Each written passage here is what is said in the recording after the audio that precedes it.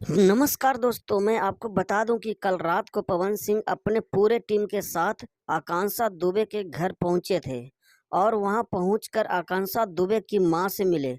और वहां क्या कुछ हुआ वो जानने के लिए आप पहले मेरे चैनल पर नए हैं तो चैनल को सब्सक्राइब कर लें।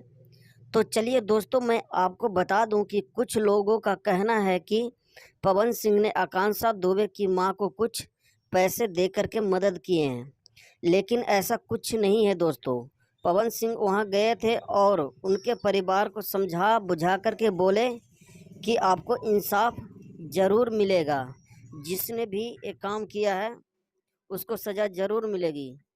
जी हाँ दोस्तों, आपको ये भी बता दूं कि अभी तक वहां पर और कोई सुपरस्टार नहीं पहुंचे हैं। जी हाँ दोस्तों, पवन सिंह ही ऐसा पहला स्टार है जो आकांक्षा दुबे के घर पहुंचे हैं।